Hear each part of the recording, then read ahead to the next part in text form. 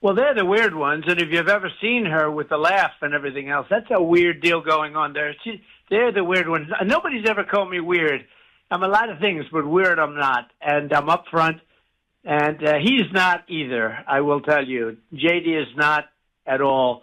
They are. That was Donald Trump whining, crying, trying to hide how mad he is that Democrats have been calling him weird over the past week. Now, Democrats finally have Republicans on their back heel. We have them playing defense while we are playing on the offensive for the first time in a while. And Donald Trump cannot handle being called a single name. And keep in mind, his claim to fame in American politics was coming up with nicknames for people, whether they were Republicans, whether they were Democrats. He came up with the nastiest nicknames that he could think of, like he was a kindergartner, and that is how he launched his campaign back in 2015, 2016. So the irony of him not being able to handle being called one single name is funny. He also tried to run defense for JD Vance during that clip by saying JD Vance isn't weird, they're weird, they're weird, but JD Vance is incredibly weird, and he proves it in this clip where he tries to claim he is just a normal guy. I also want to point out that the projection you hear in this clip from Donald Trump is that of a fifth grader. He does this all the time where he'll say,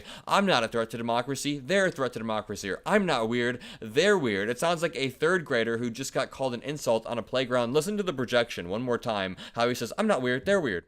Well, they're the weird ones, and if you've ever seen her with the laugh and everything else, that's a weird deal going on there. They're the weird ones. Nobody's ever called me weird.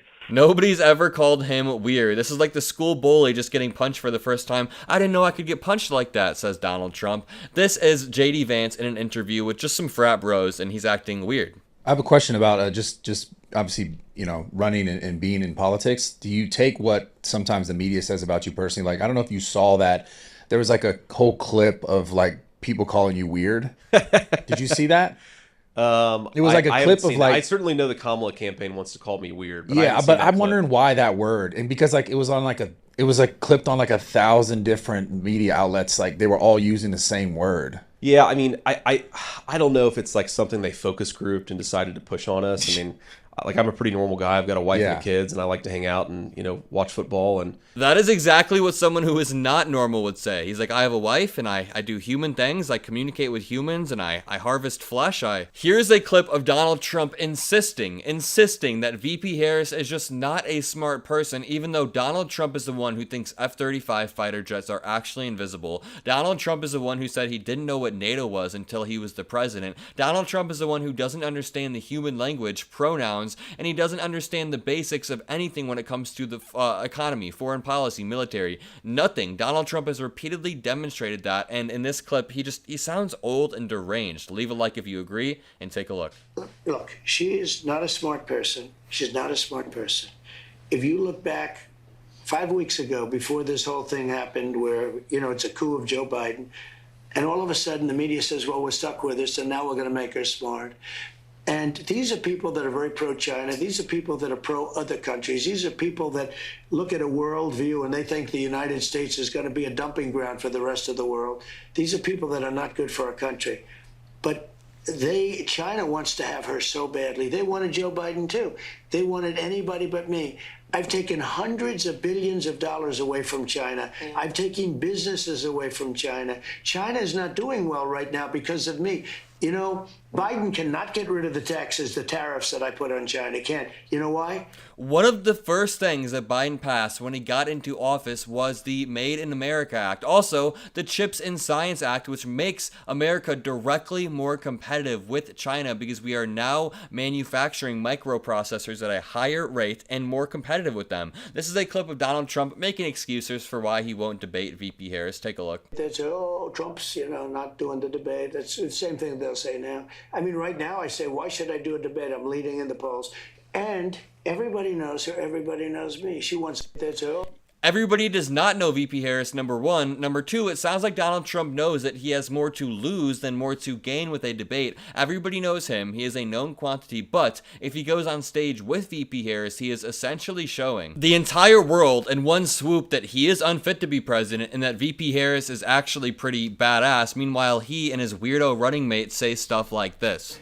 Should a woman be forced to carry a child to term after she has been the victim of incest or rape?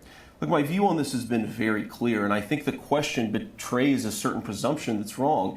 It's not whether a woman should be forced to bring a child to term, it's whether a child should be allowed to live, even though the circumstances of that child's birth are somehow inconvenient or a problem to the society. Did you hear what he said at the end there? He said even if the circumstances of that child's birth are inconvenient, and by circumstances being inconvenient, he means rape or incest. He's essentially saying that rape or incest can be simply inconvenient circumstances and not something that would radically change your life and traumatize you. Listen again. Circumstances of that child's birth are somehow inconvenient or a problem to the society. If the circumstances are somehow inconvenient or a problem, that is wild to me. And JD Vance has made himself incredibly clear, and I think that we are fair in saying that that is weird. This article reads, Trump insists that he and his weird VP pick JD Vance are, quote, not weird. Dems' weird attacks are getting under Trump's skin. Quote, of course he's upset, a source told Rolling Stone. As Democrats continue their rhetorical strategy of trash-talking Donald Trump, his running mate JD Vance, and other weird and creepy conservative policymakers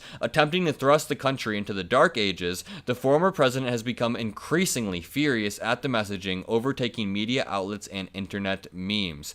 During a Thursday interview with conservative radio host Clay Travis, Trump attempted to reverse the criticism and said that Democrats were, quote, the weird ones. He insisted, nobody's ever called me weird. I'm a lot of things, but weird I'm not, and I'm upfront, and he's not either. I will tell you, JD Vance is not at all. They are. Again, he's like a petulant little child throwing insults back. Quote, we're not weird people, Trump added. We're actually just the opposite. I mean, you could tell how mad it's making him, and you can tell that he wants to cry so badly, but he is just holding back all of his anger and just whining instead. Notably, in 2015, Senator Mark Rubio observed, quote, when Donald comes across a poll he doesn't like, he gets weird, and he does these sorts of strange things, and that's fine. That's the sort of campaign he wants to run, and he's entitled to it. Here we are, 9 years later, and Donald Trump is still running a petulant, whiny campaign. Then, in 2017, following Trump's sinister inauguration speech, 43rd U.S. President George W. Bush offered a brief assessment, quote, that was some weird